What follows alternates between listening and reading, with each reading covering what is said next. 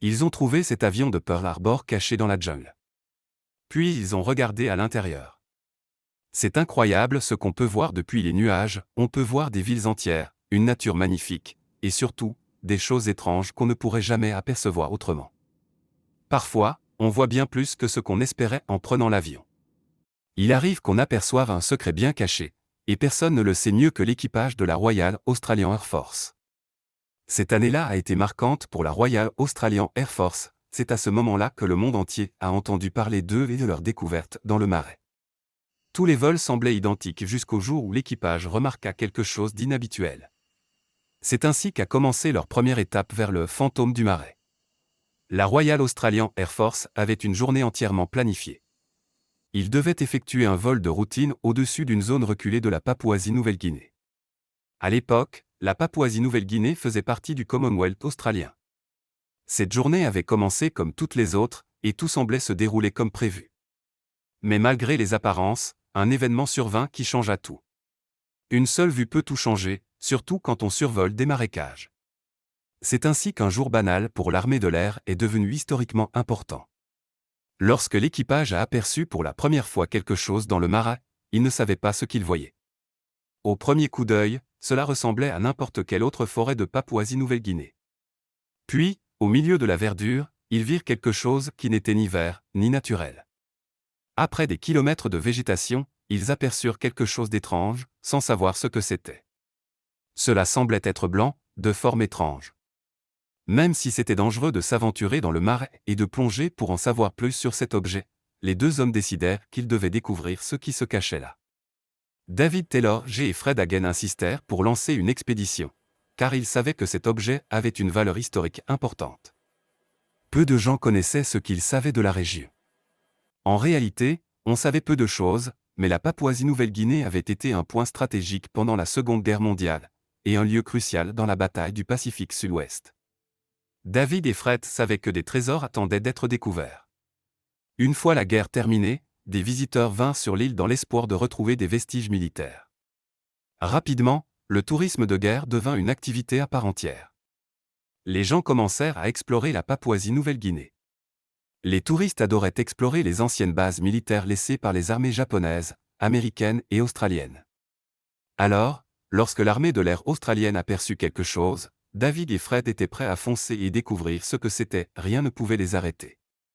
Fred et David étaient des professionnels dans la restauration de reliques de guerre, qu'ils transformaient en objets presque neufs. Ils formèrent une équipe de locaux, s'équipèrent correctement, et lancèrent leur expédition. En un rien de temps, la mission était lancée. Ils partirent à la découverte de ce que l'on appelait le monstre du Marais. Mais ils en étaient certains, quoi que ce soit, c'était là depuis des décennies. Sans aucun doute, ce n'était pas une mission facile.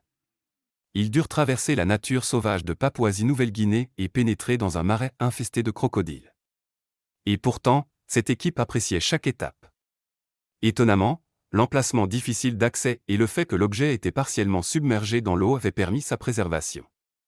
Personne ne pouvait croire à quel point il était bien conservé.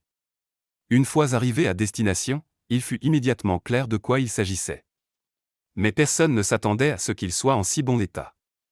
Toute l'équipe, et bientôt le monde entier, découvrit que le fameux « fantôme du Marais » était en réalité un très gros avion. Mais depuis combien de temps était-il là? Et d'où venait-il? Les médias s'enflammèrent à l'annonce de cette découverte. La couverture médiatique fut telle que les gens accoururent pour voir l'avion dans toute sa splendeur. Mais ils voulaient toujours savoir comment il avait atterri là. Après inspection, on découvrit qu'il s'agissait d'un avion de la Seconde Guerre mondiale, un bombardier. Cet avion fut rapidement surnommé le Saint Graal de l'aviation militaire. Il était si bien conservé que cela compliquait son extraction du Marais.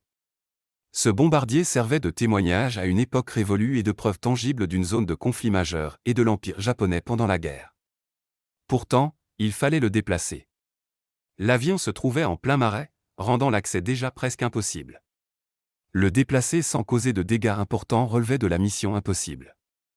Mais Dave et Fred savaient qu'ils devaient trouver une solution. Après tout, c'étaient des experts. On détermina que le fantôme du Marais était en fait un B-17 Flying Fortress. Sibley déclara que c'était un avion vraiment énorme. David et Fred commencèrent leur projet, mais il leur fallut des décennies pour restaurer l'avion dans son état d'origine. L'avion reçut le surnom de Flying Fortress grâce à un journaliste du Seattle Times lors d'un vol d'essai. Le journaliste avait dit qu'il lui faisait penser à une forteresse volante, et le nom resta. Juste un jour avant l'attaque japonaise sur Pearl Harbor, le Fantôme du Marais était en mission spéciale. Oui, l'avion se trouvait en Papouasie-Nouvelle-Guinée. Les Japonais envahirent la ville de Rabaul sur l'île de Papouasie-Nouvelle-Guinée, ce qui marqua la fin de la forteresse volante. Ce jour-là, rien ne s'est passé comme prévu. Lors de l'attaque, le Swamp Ghost, le fantôme du marais, a été touché, mais l'avion n'a pas explosé. L'équipage a donc tenté de retourner à Port Moresby, la capitale de la Nouvelle-Guinée. Cependant, l'avion n'a jamais atteint sa destination. L'équipage faisait face à deux problèmes majeurs, une aile percée et une énorme fuite de carburant. Le pilote a donc été contraint de faire un atterrissage forcé. Ce qu'il pensait être un endroit parfait pour se poser s'est avéré être un véritable piège. Pendant le vol, le pilote avait repéré ce qu'il croyait être un champ de blé souple. Mais en réalité, ce n'était pas du tout le cas. Ce champ n'était autre qu'un marais rempli de crocodiles mortels. Étrangement, les membres de l'équipage n'ont pas été grièvement blessés, et l'atterrissage s'est déroulé en douceur. Bien que tout l'équipage ait survécu, chacun d'eux a attrapé la malaria en essayant de quitter le marais en sécurité. Ils ont rencontré des autochtones qui les ont ramenés dans leur village et soignés jusqu'à leur rétablissement. L'équipage a ensuite rejoint les forces américaines à Moresby, où ils ont été accueillis comme des héros. Fait étonnant, ils ont été immédiatement envoyés en nouvelle mission. Même si les membres de l'équipage étaient sains et saufs, personne ne se souciait alors de l'avion perdu. À ce moment-là déjà, il était clair que la Nouvelle-Guinée deviendrait le cimetière de nombreux avions. Dès lors, l'avion n'était connu que des habitants locaux. Ces derniers l'adoraient et l'avaient surnommé le Swamp Ghost. Les forces américaines, elles, l'avaient complètement oublié. Aucun effort n'a été fait pour le récupérer avant 1972, lorsque le monde a découvert son existence. Tout le monde a été choqué. Le choc fut encore plus grand lorsque Fred et David ont révélé à la presse à quel point l'avion était bien conservé. Les experts pensent que sa préservation était due au fait qu'il était partiellement immergé dans l'eau, ce qui le rendait difficile d'accès. Mais cela n'a pas empêché les habitants de l'examiner de fond en comble. L'extérieur de l'avion était mieux conservé que l'intérieur. À l'intérieur, toutes les armes et mécanismes avaient été retirés. Fred et David étaient déterminés à restaurer ce Flying Fortress, forteresse volante. Ils ont décidé d'ignorer les pièces manquantes et de poursuivre leur mission. Après tout, la forteresse volante était l'un des 4 seuls exemplaires encore existants au monde. L'avion était oublié depuis presque 70 ans. Il était resté 64 ans exactement dans le marais à Guéambo. Fred et David savaient que cet avion portait une grande charge historique. Le Pacific Aviation Museum à Hawaï a expliqué qu'au moment de sa découverte, la forteresse volante était le seul B-17 de l'époque de la Seconde Guerre mondiale à ne pas avoir été mis à la retraite. De plus, le bombardier était toujours intact, avec ses vraies cicatrices de guerre. Depuis son introduction en 1938, le B-17 est devenu le 3e bombardier le plus produit de l'histoire.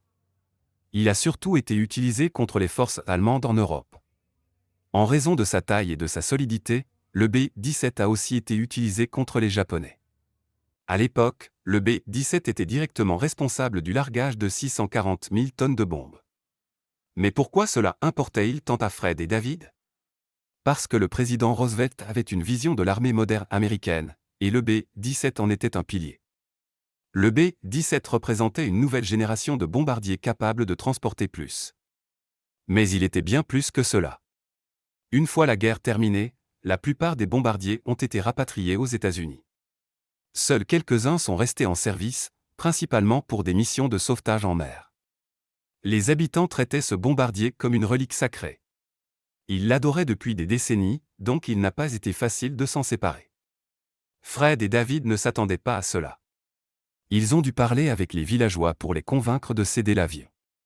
Finalement, ils ont accepté, mais à une condition. Après de longues discussions, les villageois ont dit oui au déplacement de l'avion. Cependant, ils voulaient d'abord effectuer une cérémonie. Puisque l'avion était resté pendant des décennies sur un sol sacré, ils souhaitaient apaiser les esprits du marais. Après cette cérémonie, l'avion a pu être déplacé. Il a finalement été soulevé par un hélicoptère militaire russe. Tout le monde regardait l'avion s'envoler. La forteresse volante a été transportée de Papouasie-Nouvelle-Guinée à Long Beach, en Californie. Qui a vu l'avion en premier? Les familles des membres de l'équipage d'origine. Depuis ce jour, le bombardier est exposé au Pacific Aviation Museum à Pearl Harbor. Le B-17 est devenu un mémorial d'une guerre terrible qui a coûté la vie à des millions de personnes. Une fois l'avion ramené aux États-Unis, la restauration a pu commencer. Ce fut une tâche complexe et coûteuse. Le projet a dépassé les 5 millions de dollars, mais pour un trésor de ce genre, c'était une somme plutôt modeste. Encore aujourd'hui, de nombreux habitants sont déçus que l'avion ait été déplacé. Il attirait un grand nombre de touristes, et son départ a gravement affecté l'économie locale.